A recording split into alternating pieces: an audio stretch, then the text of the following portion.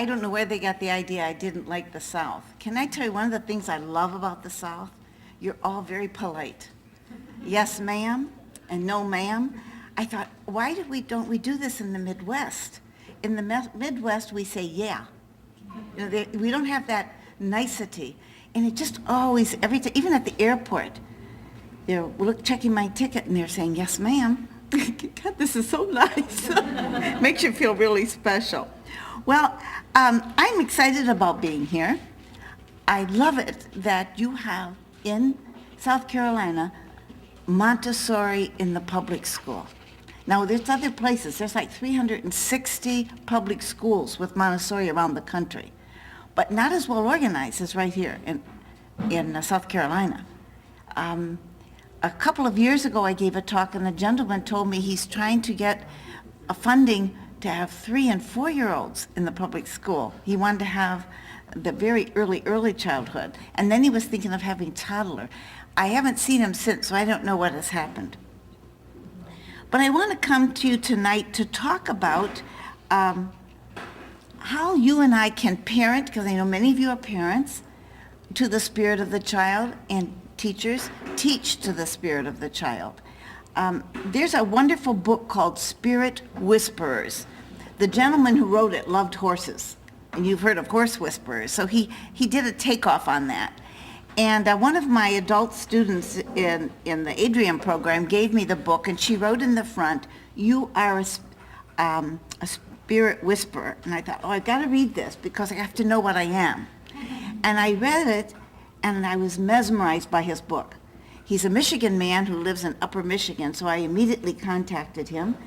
I said to him, you're talking about upper grades. I would like to take your work and bring it down to the young child. May I do that? And he said yes. And he and I have had many different talks over the time. And every place I talk, I tell them these are really Chick Mormon's words in his wonderful book, Spirit Whisperers. But I've also added a lot of my own that I want to hand. And we have a handout that you'll be getting. And on this handout, it will talk about some of the things that I will talk about tonight that you'll want to remember, that'll help you on this. I believe that if teachers and parents really understand the Montessori philosophy, we're all spirit whisperers. We're all teaching to the spirit of the child. Let me discuss with you how we can do that. Chick Mormon wrote about 6 principles. His first principle is the principle of suspended judgment. And in Montessori education, we believe in what we call the control of error. Whenever a teacher sets up an activity, presents it to a group of children, he or she has done it in such a way that as the children are working with it, if they make a mistake, the material tells them of the mistake. They don't need a person. Let me give you an example. With the very youngest children, there's what we call cylinder blocks. And the cylinders change in width and length. And if a child gets a thin cylinder in a thick hole, they're going to end up with a thin hole in a thick cylinder. So it says, uh-oh, there's a problem. You see what I'm saying? And whenever we're giving them some counting to do, if it's 1 to 10, we have just the right amount so that if they have stones or bears or whatever it is left over, they think, uh-oh, something's wrong. They don't have enough to do 10. They know something's wrong. So we call that the control of error. We realize that the child learns that mistakes often teach. Well, you and I know this. I don't think there's a person here who hasn't made a mistake. I learned from my mistakes. Another part of this principle of suspended judgment, Chick Mormon says, as parents and teachers, we know what is. And to alter what is, we accept it, look at it, move into it. We emotionally accept what is. Once we accept what is, our effort to change the attitude or behavior will more likely be successful. If there's a child who stutters, and he's in our room, that is. He can go through speech therapy and maybe in time get rid of that, but that's what is right now. So we move into it. We remember that there's no right or no wrong, only consequences. And that's a hard concept. How do we heal a troublemaker if we make him wrong for making trouble? Think about that. I have this wonderful little book that another student gave me. I love these, and they write little notes in the front, so I can't give them away, right? The nuns give everything away. You know, what do you call that, re-gift? We re-gift all the time. My brothers, I'm from a family of 12, and my brothers or sisters will say, okay, it's another re-gift, isn't it? Yeah, it is, but when they write in it, I can't re-gift it. But let me read this that goes right here. Doing nothing while your child fails requires great courage, and it's the way of wisdom. Gentleness when your child misbehaves requires great self-control, and this is the way of power. Do not succumb to berating, scolding, interfering, interrupting, lecturing, or controlling your child. Let your gentle presence teach all that is necessary. My father tried to teach me responsibility by scrutinizing my every action to make sure it was done right. I didn't really learn responsibility until I discovered the consequences of doing it wrong. Every mistake your child makes is another step forward on the long road to wholeness. Every time you interfere, you both step backwards. I forgot to tell you the name of this. It's Parents Tao Te Ching. Parents Tao is T-A-O, but they tell me it's pronounced Tao. Te Ching. It's by William Martin. And it's just filled with, I'm going to read a lot of it. See, and I have it for another talk too, so you can see all my little markers here. Okay. How do you encourage, this is as a parent or as a teacher, the non-achiever to choose differently if you make her wrong for her present choices?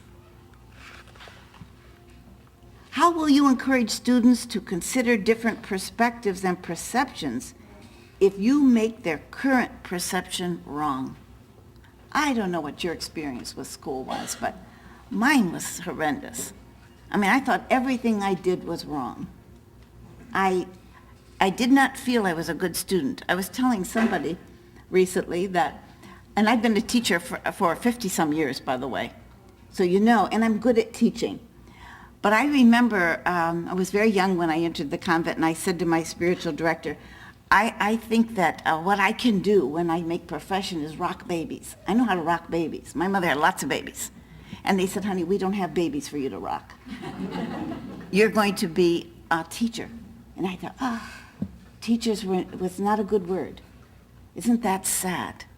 And children should really want to go to school, and we'll talk about that later too. But if we make what they're doing wrong, how do we encourage different actions? One way is by using praise correctly. And if you don't take anything else from this talk with you tonight as a parent or as a teacher, please take this. Because this is kind of new for me. About 12 years ago, I heard my first talk from a psychologist. Her name was Suzanne Short. And she told us that we had to stop praising kids. And I thought, what's wrong with praising kids? That's a good thing, isn't it? And then I read Chick Mormon. And both of them together have really solidified it for me. We have to use praise correctly. Most of our praise is evaluative. You know what evaluative, well, we're going to go over each one of these. But they say that we should stop using evaluative praise and use descriptive praise or appreciative praise. So what is evaluative praise? It's what you and I have been using for years and what a lot of people are using. 4 out of every 5 days, I'm sitting in a classroom observing, and this is what I hear. Good work. And teachers are here saying, yeah, I do that. I did it too. But they say that's not what we should say. Because what happens is when I say good work, I'm proud of you, fantastic, it's like giving you a drug. If you're 4 years old and I say, fantastic, I'm proud of you, you know how I feel about you, but you don't know how you feel about yourself. And that's where herein lies the problem.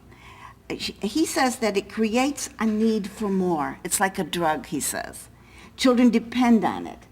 Evaluative praise is often an effort by the teacher or the parent to manipulate the child to get her to be more like the adult wants her to be. Isn't that true? Spirit whisperers understand it's not what someone else says to the child that's important, but what the child says to him or herself. We want the child to make the evaluation. We want the child to say, I did a good job. This is fantastic work. This happens when we use the other two kinds of praise, descriptive or appreciative. And you have to learn to talk like this. At first you feel like a fake. I felt like a fake for a long time, but I've got it now. I use it with adults and I'm not even thinking about it. I know that this works because I've seen what it does to the adults, friends of mine, that I'll come out and say something and they act differently, and I didn't realize I was doing it. Descriptive praise describes. It affirms what has been done rather than evaluate what's been done. It speaks to accomplishments. You did the entire 45 layout. You just finished Phonics Box 4. I'm just describing what this child did. Wow, all of the objects on your table rhyme. I notice always you have your work on a rug. It's not coming off. You're always so helpful. You shared your ball with Jimmy. That's all you do. You describe what you see. I remember sitting at my sister, my blood sister's house, at her house, at her dinner table. And she and her husband were retired, and I'm a consultant for a number of schools in Orlando. And when I'm there, I go to their house for dinner. Now, I know Mac, her husband, likes me, but after we eat, he gets up and leaves. And he turns on football or something. And Mary and I talk for another 2 hours, as only women can, and sisters, and we're close in age. But anyway, without realizing, I've been practicing this mirroring, as I call it, or descriptive praise. And I remember one night I went there, and he stayed for the 2 hours. And I thought, wasn't any football on. Why did he stay? And then I remembered, without even thinking, I had used descriptive praise twice. And I remembered a couple of them. One of them was, I said to him, Mac, you always valued education. See, my sister didn't have a college degree. We were very poor, so the only reason I have college degrees is because I entered the convent, and they saw to it that I got. But my brothers and sisters did not have a college degree. So I said to him, Mac, you always valued education, and so you have 2 degrees. And he said, yeah. He said, I was on my 3rd degree when my kids started needing. He has 9 kids. And so he said, I had to stop going to school and earning enough money to pay for their tuition. And he said, yes, I do value education. And then another time I said to him something like, Mac, you must really be proud of yourself because you always had a humble job. You raised 9 children. You saw that they got an education. And you and Mary can live so comfortably now. They're not wealthy, but they're comfortable. And he said, yes, I knew how to make investments. You see, I had mirrored to him without even realizing it.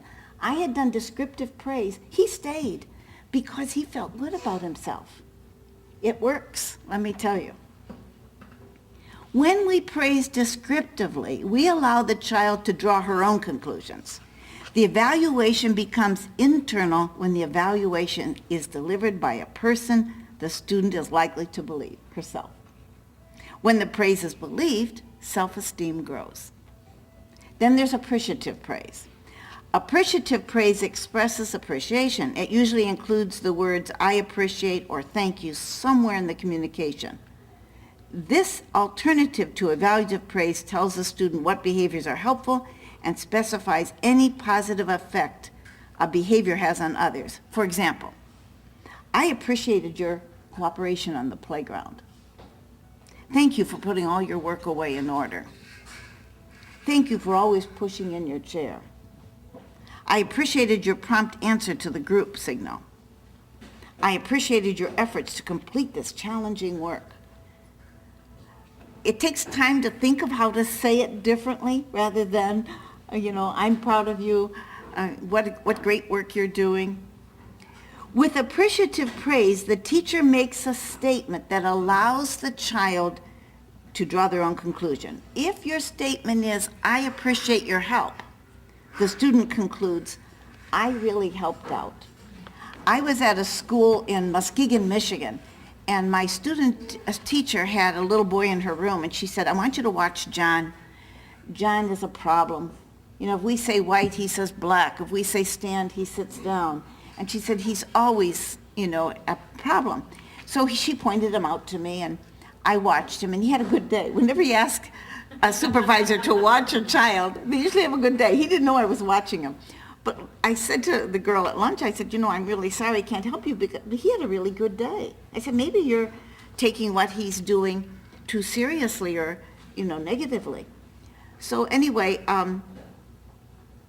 after school, I had a student teacher in another room, so I was there all afternoon. It was after school care, and this little boy was going to his locker, and he saw me.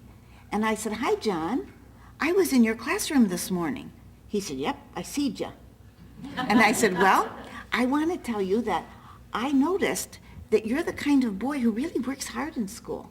And his whole body almost went like this. You could see a movement in the whole body. And he said, yeah.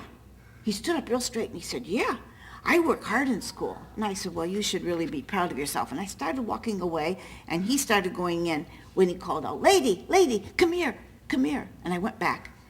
And he said, you've got to know that I'm the kind of boy who helps my mom.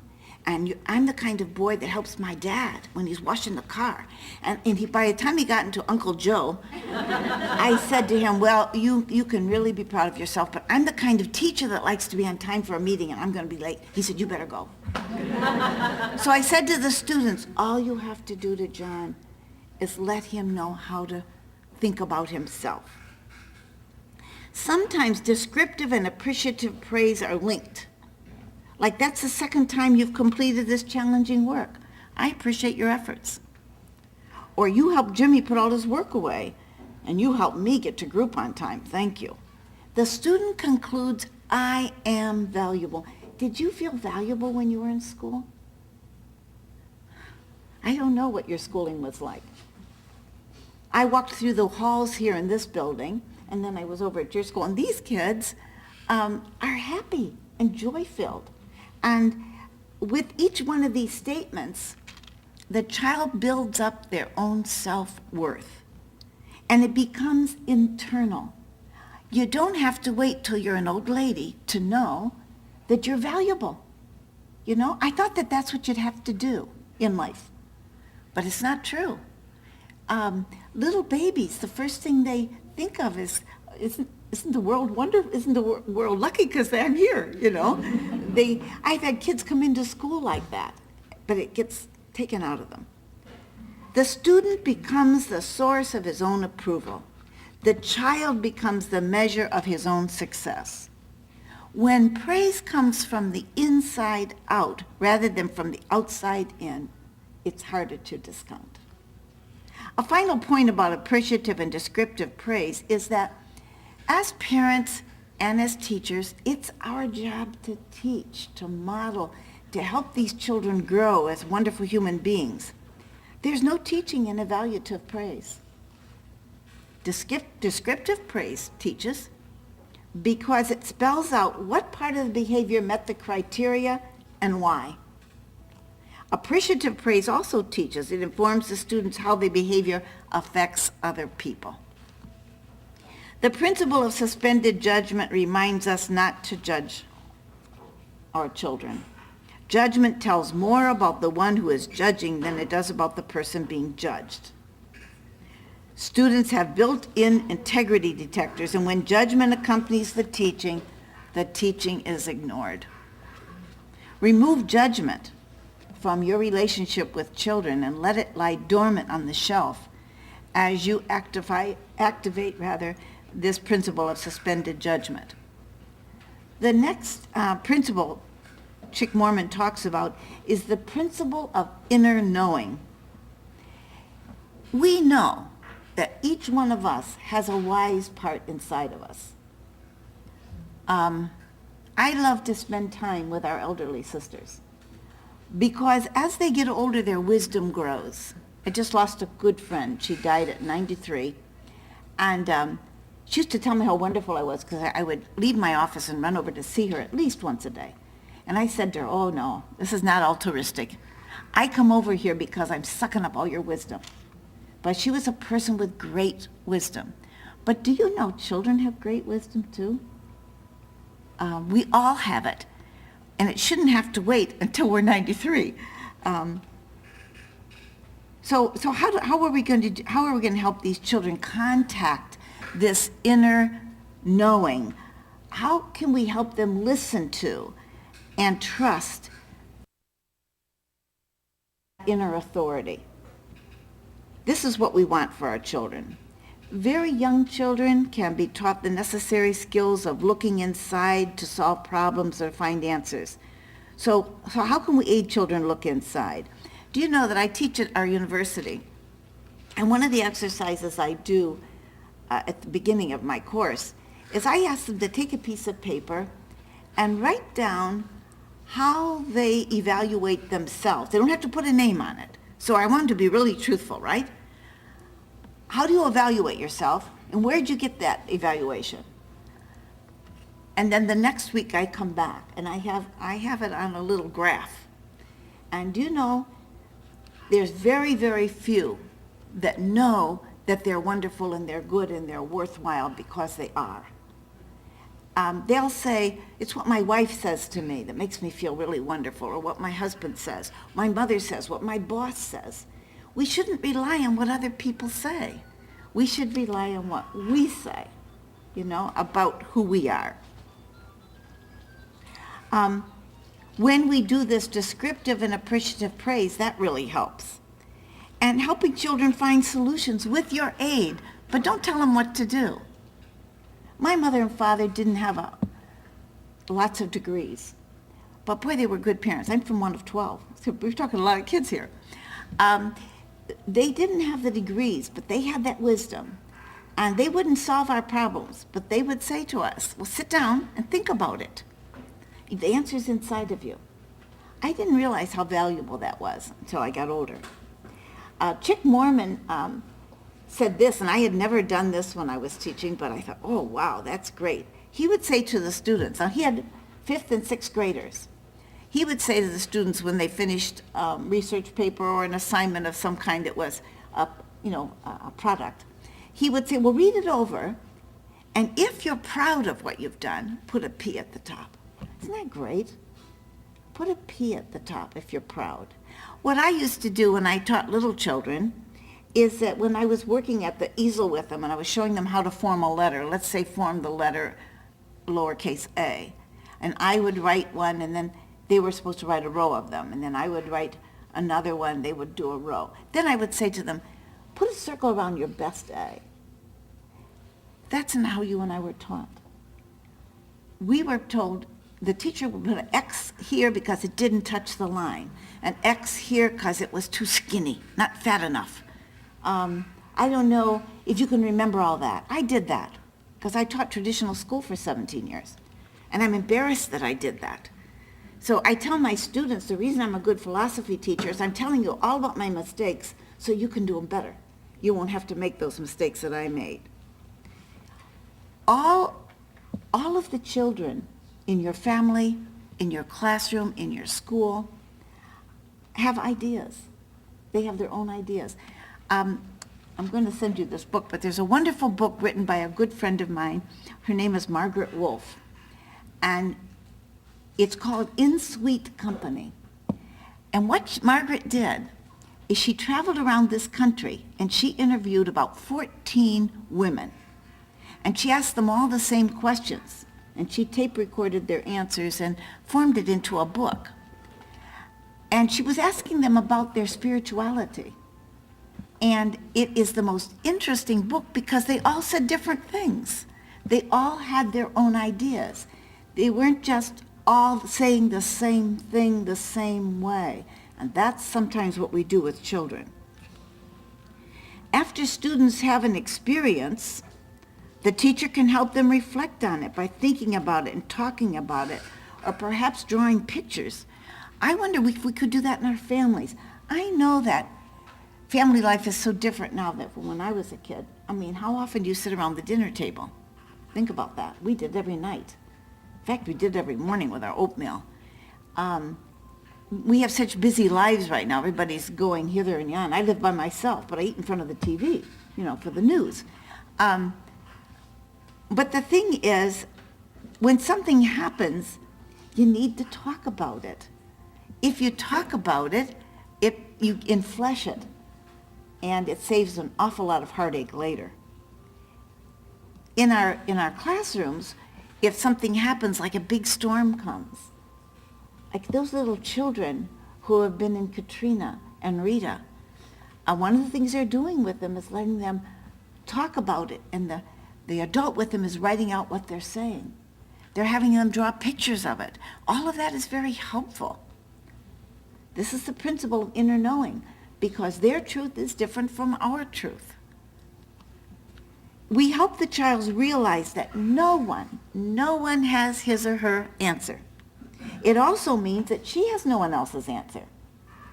That's not the school I went to. The school I went to, the teacher said 2 and 2 are 4, and we repeated 2 and 2 are 4. I remember taking a workshop years and years ago from a young gentleman from Harvard, and he was telling us that there's many ways to answer. And I said, except for math, because 2 and 2 are always 4. And he said, not so. 0 and 4 are 4. 1 and 3 are 4. So he was showing me all the ways. It could be a negative number. And he went on and on. I thought, okay, I get your point. I get it. We want the students to develop inner authority. Today I went in your school, and the children were all busy at work. They had just started their work period, and they knew I was somebody different. But slowly, one by one, the ones that were brave came over, and I introduced myself and asked them their name, and they shook hands. And I said, I'm glad to meet you. Oh, I'm happy to meet you too. And I'm thinking, those are not things the teachers told them to do. They just did it because they feel comfortable and they're developing the necessary social skills. Students must learn to hear their own voice of truth. Educators and parents tend to distrust the wise part within. They use phrases, and my dad's very best phrase was, children are to be seen and not heard. Did you ever hear that one? He always said that. We say things like, listen to me, follow my rules, I know what's best. Let me read this quote out of this wonderful Tao Te Ching. You do not have to make your children into wonderful people. You only have to remind them that they are wonderful people. If you do this consistently from the day they are born, they will believe it easily. You cannot force your will upon other human beings. You cannot hurry children along the road of maturity. And those of you who are parents, please stop that. We're doing that big time because we want our kids to be the best and the most wonderful, and they already are, Anyway, you cannot hurry your children along the road to maturity, and the only step necessary on their long journey of life is the next small one. I designed and printed a bumper sticker when my son was a teenager. It said, "My child is an ordinary student and a wonderful person." My son loved it.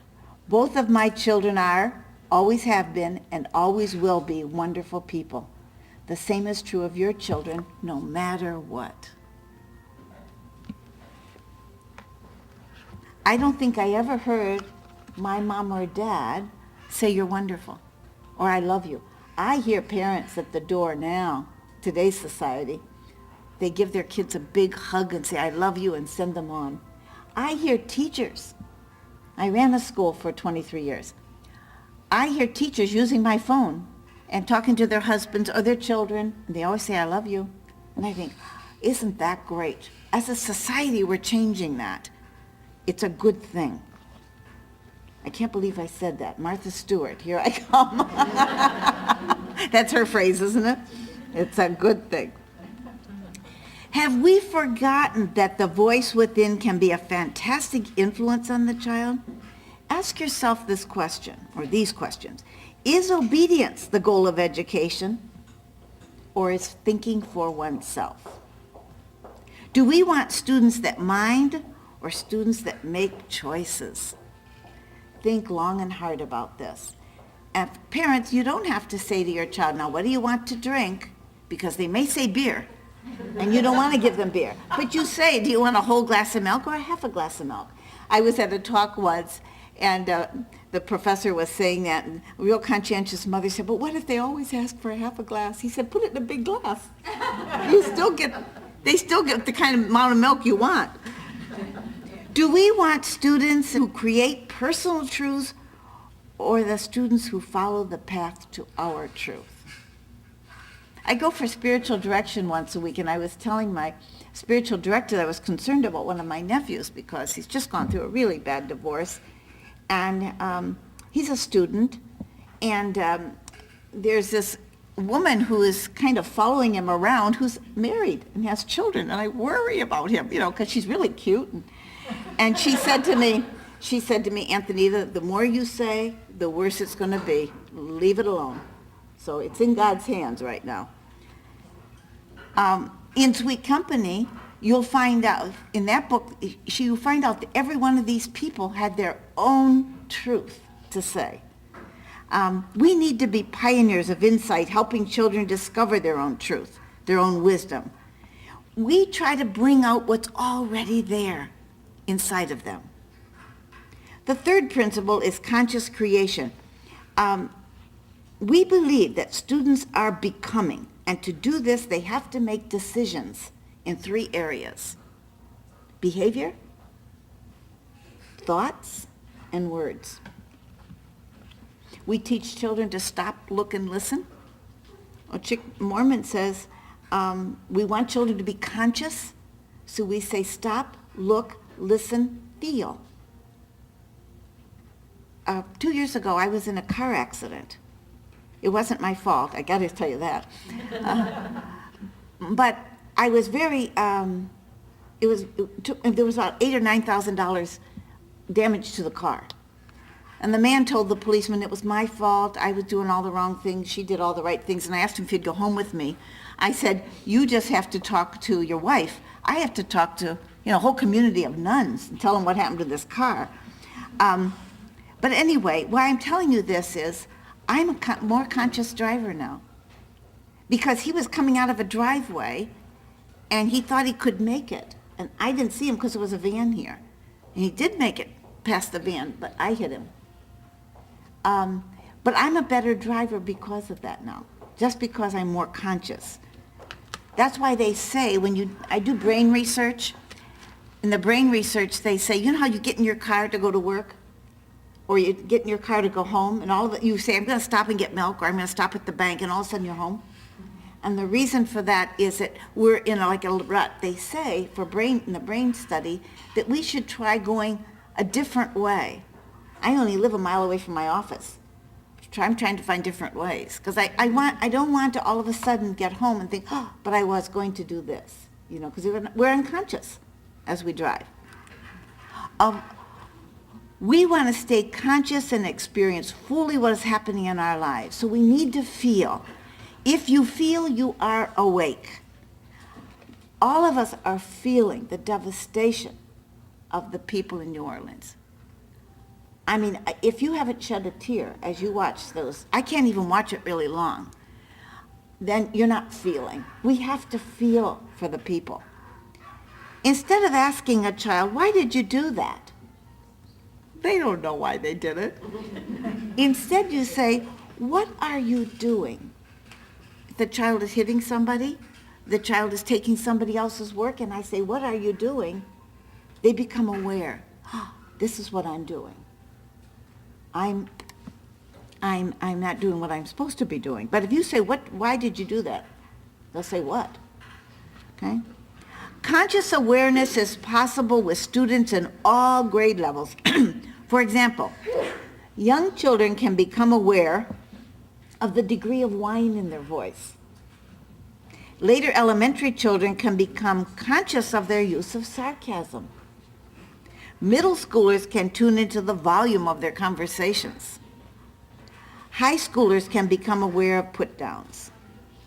All ages can heighten their awareness and degree of concentration they bring to a task. Helping students notice what they're doing develops a silent witness within them. Automatic behavior ceases being automatic when we notice it. Driving home. The next one is thoughts. We create our own reality, and the process begins with the thoughts we choose to think. Our thoughts produce outcomes in our lives. Did you realize that? If you have any friends or acquaintances or neighbors that are very negative, bad things are always happening to them. Really. And people who are positive and are always looking up, bad things don't happen to them as often because they followed golfers around. And these men and women were playing golf, and when they hit the ball near the hole or in the hole, they would say, I knew that was going to happen. When it went in the sand trap or it went in the water, they'd say, I knew that was going to happen. And sometimes we think of bad things and it happens. I don't know what your philosophy is. Mine is I avoid negative people. And we've got nuns that are negative. I hate to tell you. I look for the positive ones. I live off campus, but I love after Mass going downstairs and having lunch, and I sit at different tables. One day, I'm going to tell you this story because it really brings this home. One of the sisters who had cancer, and she had no hair on her head anymore, and she was maybe just 2 years older than I. And I thought, I used to live with Jean. I'm going to go sit at her table.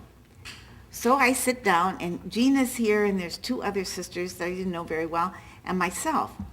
And Jean started. She pulled up a fork. She said, look at this fork, it's bent. They bend the forks over here, and they send them over to Maria, where she was supposed to eat. But she didn't want to eat over there because they had bent forks.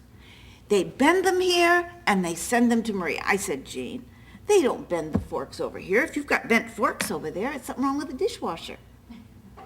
Nope, they bend them over here. She was so negative. And, if I were dying of cancer, do you think I would be worried about bent forks?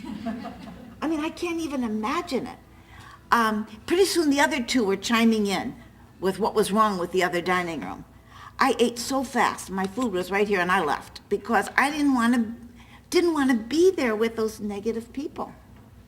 Because if they're going to live that way, that's their problem, but not mine. Okay. We can surround ourselves with, I always tell people with young children, do not expose your child to negative people. Expose your children to loving people, gentle people, respectful people, because that's how they're going to grow up. We're modeling to them. Okay. So we create our own reality. Making thoughts conscious is the first step in taking charge of the direction of your life. Now, I've done a lot of things in my life. I'm in my 70s, and I've had a wonderful life. If I die on the plane going home, say, it's okay. Really, because I've had a wonderful life. But I never thought I'd fail at anything. I mean, it never occurred to me. When I started 3 or 4 schools, I started a teacher education program. I did a lot of this stuff, but I never thought I'd fail. When I started the teacher training program in Adrian, my superior said, but what if nobody will come? And I said, well, then we won't have it. I mean, I thought, that's okay. Well, when you educate all the people in this area, then what will happen? And I said, well, then we'll do something else. It wasn't like a bad thing. And because I'm positive, really wonderful things have happened. Remember the story of the little engine that could? When the child thinks I can, he can. That's the whole moral of that story. That's the whole moral of it. Parents and teachers cannot make a child think positive things. Each child's the engineer of his own train of thought. Each child lays her own track in a direction of her own choosing. Each creates daily the flow of her life by the thoughts she chooses to think. We can help children realize cause and effect relationship between thoughts and outcomes. I don't know about you, but I talk to myself sometimes. And I remember one day standing, I had one whole wall of windows, and I stood and it looked like it was going to just pour rain, and I just said out loud to myself, I feel so bad. And this little 4-year-old said to me, why do you feel bad? And I said, well, look, it looks like it's going to rain. And Sister Mary Margaret took all the elementary kids to the zoo. And she has all these kids in 3 buses, and they went to the zoo. I feel bad. And he looked at me and he said, I feel bad. And I said, you know what I do when I feel bad? Now, I never like to put my religion on them, right? I said, I just talk to my God. I say to my God, now don't let it rain on these children at the zoo. And that was it. I didn't think about it anymore. But later he came over to me and he said, remember what you said about talking to your God? And I said, yes. He said, I talked to mine. And I said, okay, good. The next morning at school, I said to Mary Margaret, because it rained horrible. I mean, it poured and it thundered. So I said to Mary Margaret the next day, oh, I felt so bad for you at the zoo with all those kids in the rain. She said, it didn't rain at the zoo. I said, it didn't, because she went to Toledo, to the zoo. I'm from Michigan. And so he came to school, he ran up to me and he hugged me and he said, guess what? Our God's listened. I said, how did you know about the zoo? He said, my brother was with Sister Mary Margaret. But see, you're letting them know how you think. It's an okay thing to do that. Because if the child thinks they can, they're going to be able to. I think that what we're talking about here is more important than the bank game. That bank game is math, right? Language. This brings us to the importance of the spoken word. Words are much more than a medium of communication. Words are a medium of perception. The words you use affect how you perceive the world. Words help create your beliefs and they influence your actions. Words are tools that affect our hearts and minds. Now remember, there is a connection between the words we use, the beliefs we hold, and the actions we take. We want to help each child speak with self-responsible language. It takes self-responsible words to think self-responsible thoughts, and repetitious thoughts become our beliefs. If the child believes he can, he will choose different behaviors. Isn't that amazing? Why haven't we understood that? If I believe I'm a fast learner, I act differently than if I believe I'm a slow learner. There are a lot of kids who believe they're a slow learner by the time they're in 3rd grade. What a sad thing. We've got to let them know. Rick Lavoie is a wonderful advocate for learning disabled children, but I told him he should stop just saying it's for learning disabled children, it's for all children. I told him that he had a nun groupie when I met him, because I've gotten all his tapes. He's just wonderful. But he says that moms, he says, and dads, if you know one thing that your child can do, for instance, he said, maybe using a Phillips screwdriver. Every Thursday when he gets off the bus, you've gone around the house and you've loosened every bloody screw in your house, and you give him that screwdriver and you say, you go tighten those screws because nobody does it like you. It doesn't have to be reading, writing, science, math. You get the idea? You find what it is they're good at. I was sitting in an elementary Montessori school, and this little girl came up to me and said, can I read to you my journal? I said, oh, I'd love to hear your journal. So she read me a whole page in her journal, and I mirrored to her, you must be so proud of yourself that you know how to put your feelings down on paper. A lot of adults have a hard time doing that. She said, I'm good, but I'm not as good as Joe. Joe is the best journal writer in this class, but she said, I'm better at maps. But there was a good teacher who kind of let them feel what they were really good at. She didn't have to be so tremendous in everything. But you see, a lot of us went to school, we thought we had to be the best in every single thing. I run a teacher education program, and there are 3 of us who are doing it. We have other teachers that come in, but we all have different gifts. And boy, am I lucky to have, Paul and Leonore with me, because they have gifts that I don't have. And I have gifts that they don't have. And together we make a complete. It's a good thing. A student who lives in the tune with the principle of conscious creation lives her life by choice. A student who lives unconsciously without purposeful creating lives a life of chance. I wonder how many people are running around living a life of chance. If we help the children awaken to the awareness of the choice, they will live consciously. We allow students to assume responsibility for their choices, and they will begin to activate the principle of personal responsibility. And that's the fourth one, and I'm so aware of that clock, but I'm going quickly. The principle of personal responsibilities, we have to help our children realize they are responsible.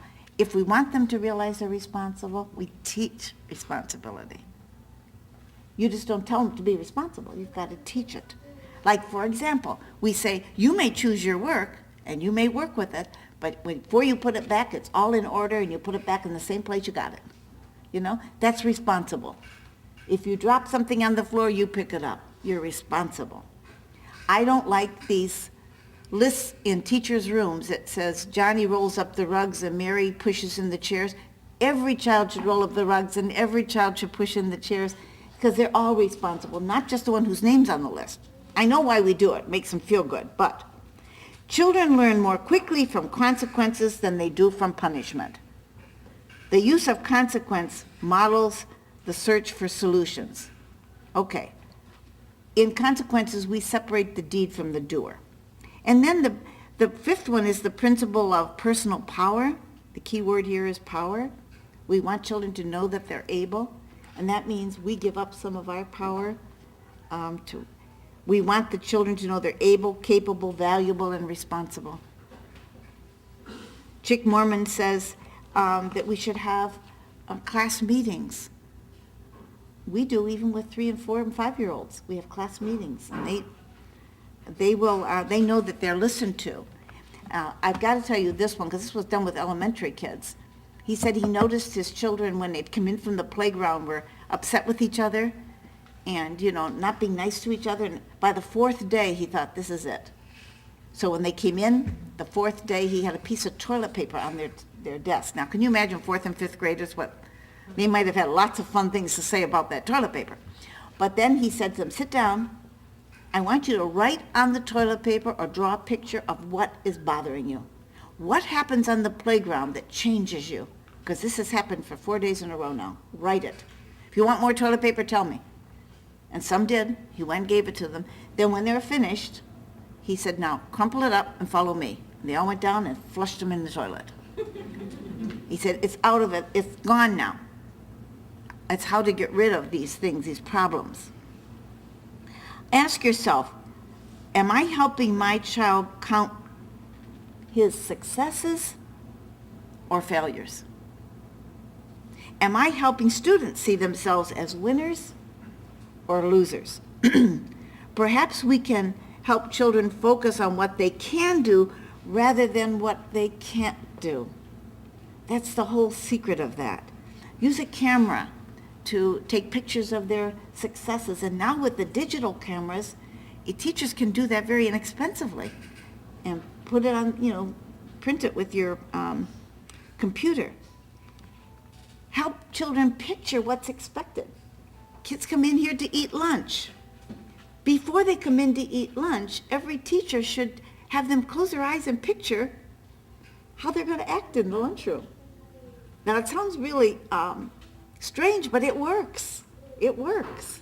They tell them how to picture how they're going to act on the playground, for example. Repetitious positive picturing is a strong agent in helping children achieve their goals. The ability to visualize what you want is a big step toward achieving it, and we can help children take that whole step.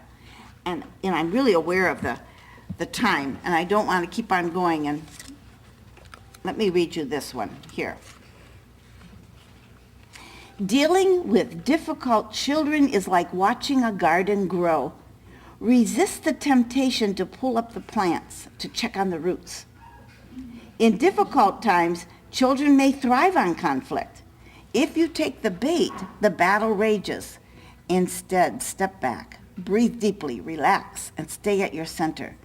Battles require two parties. One fighting alone soon tires.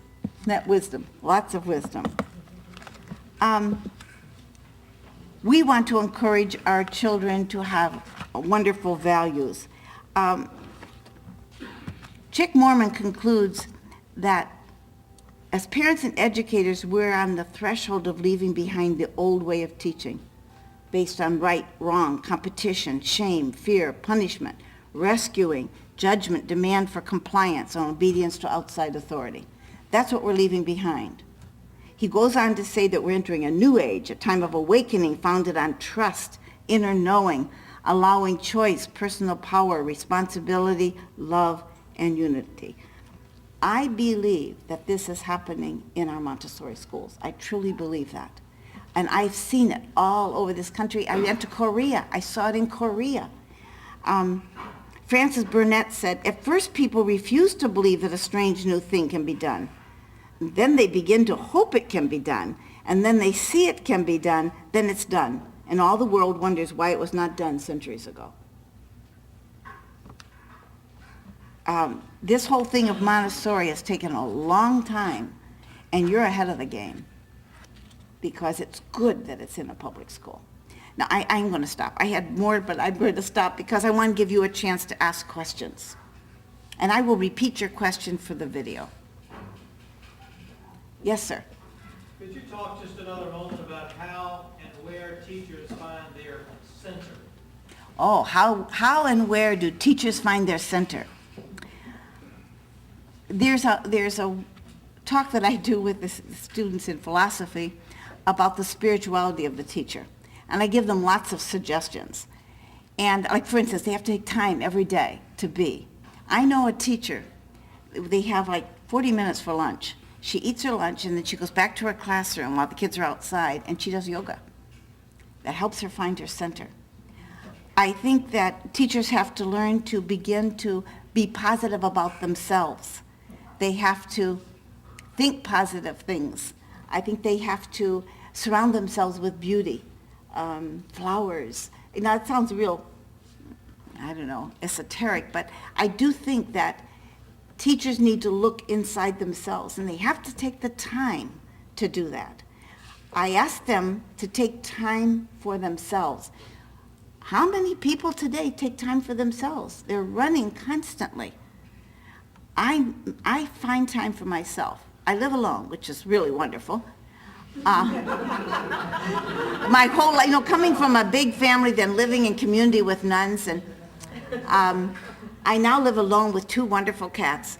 But I get up very early, and I will sit in a stupor with my cup of coffee, and I love to tell you I'm deep in prayer. Usually I'm just in a stupor.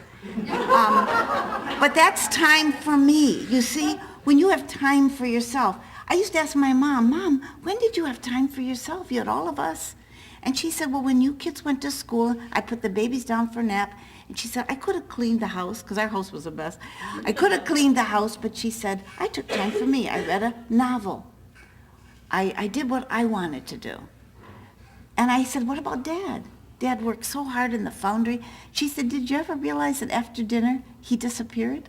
Now, in a house with 12 kids, you couldn't find many places. He would go out and sit in the car. But I think those are funny, but the thing is, they found time for themselves. That's why they were such good parents. I remember on Sunday afternoon, he loved opera, and he would listen to opera music and lock us out of the house. We couldn't go in the house. The door was locked, and we had to stay out there and play.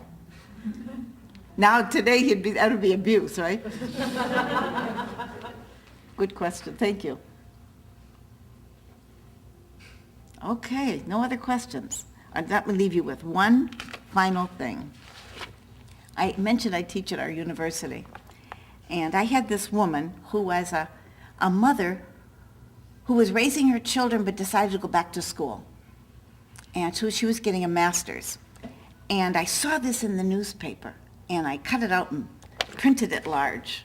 But this is what she said. If I had my child to raise over again, If I had my child to raise all over again, I'd build self-esteem first, the house later. I'd finger paint more and point the finger less. I would do less correcting and more connecting. I'd take my eyes off my watch and watch with my eyes. I would care to know less and know to care more.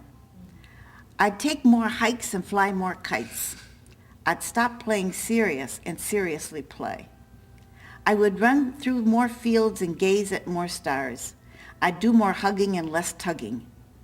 I would see the oak tree and the acorn more often. I would be firm less often and affirm much more. I'd model less about the love of power and more about the power of love. Diane Lumens. I had not seen her since I read that and blew it up. She should know I'm going around the country reading her words. Because I had her for the one course and never saw her again. That was about 10 years ago. Thank you very much for coming. And I appreciate your efforts, and I'm glad to be here. We'll be here for the weekend. Thank you.